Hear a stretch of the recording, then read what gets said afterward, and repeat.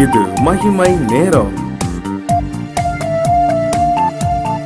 ஆண்டவரும் உலக ரட்சகருமாய் இருக்கிற இயேசு கிறிஸ்துவின் ஈடு இணையற்ற பரிசுத்த நாமத்தில் என் அன்பின் வாழ்த்துக்கள்.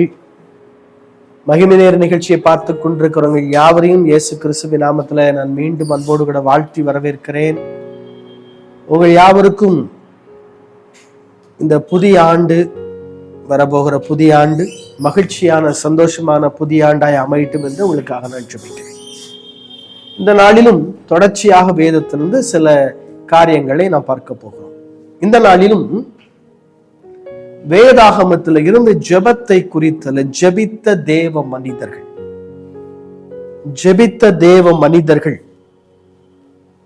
ஒரு சில தேவ மனிதர்களை அவனுடைய ஜெபத்தின் மூலமாய் என்ன நிகழ்ந்தது என்று சொல்லி நாம் வேதத்தின் மூலமாய் நாம் பார்க்க போகிறோம்.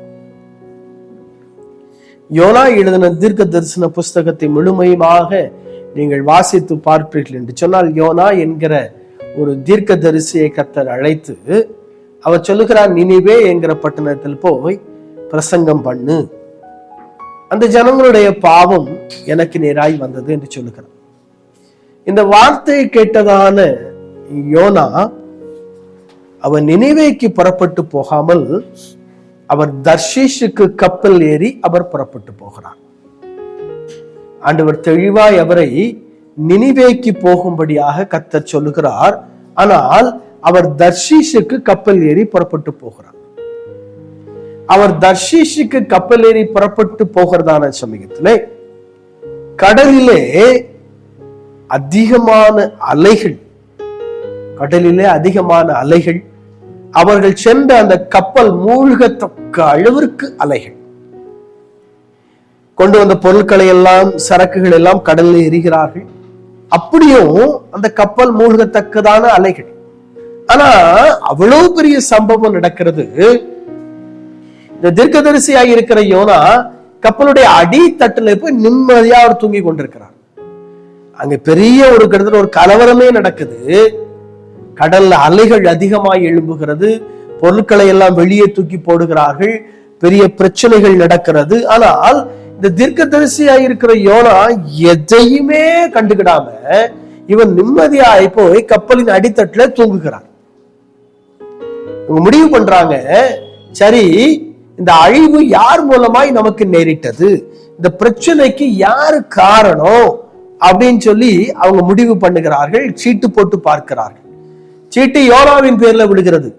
கப்பலுடைய கேப்டன் போய் இந்த கப்பலை நடத்தக்கூடியவர் போய் கேட்கிறாரு, எப்பா நாங்கெல்லாம் எப்படி பிரச்சனையில இருக்கோம், நாங்கெல்லாம் எப்படி ஒரு பெரிய கலவரமே நடந்துகிட்டு இருக்கு கப்பல்ல, ஆனா நீ மட்டும் என்னப்பா நிம்மதியா தூங்குற, நீ யாருப்பா அப்படின்னு கேட்க சொல்றாரு. ஐயா, நான் எபிரேயன், ஜீவனுள்ள தேவனிடத்துல விசுவாசம் உள்ளவன், ஒண்ணுமே இல்ல, என்ன தூக்கி கடல்ல போட்டுரு, என்ன தூக்கி நீ கடல்ல போட்டா இவ்வளவு பெரிய அழிவு அல்லது இவ்வளவு பெரிய கடல்ல இருக்கிற அலைகள் எழும்பு, அது ஸ்டாப் ஆயிரும். ஏன்னா அந்த பிரச்சனைக்கே நான் தான் காரணம். ஏன்னா ஆண்டவரோட நினைவுக்கு போய் சொன்னாரு, நான் அவருடைய வார்த்தை மீறி தர்ஷீஷுக்கு ஓடிக்கிட்டு இருக்கேன், அல்ல பிரச்சனைக்கே நான் தான் காரணம், என்ன தூக்கி கடல்ல போட்டுரு. சொன்ன உடனே கடைசியாக யோனாவை தூக்கி கடல்ல போடுறாங்க. அந்த மீன், தேவன் ஒரு மீனை ஆயத்தம் பண்ணி இருந்தாரு யோனாவை விழுங்கும்படியா.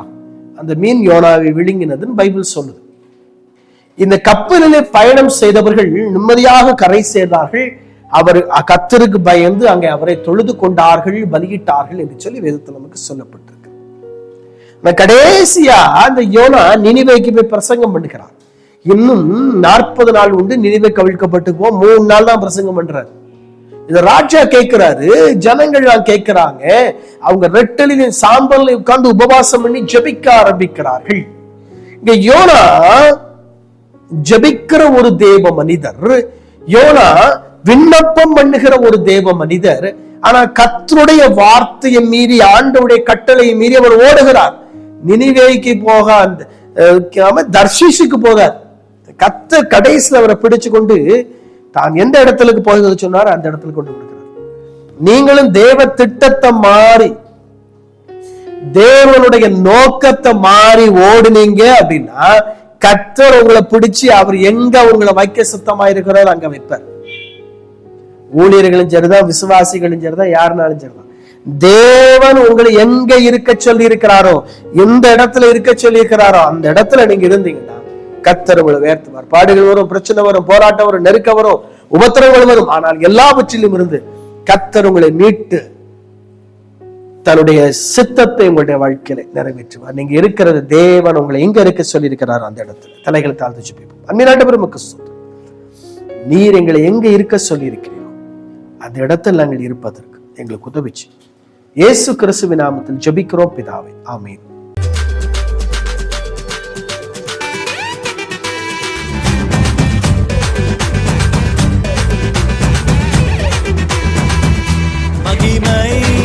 மகிமை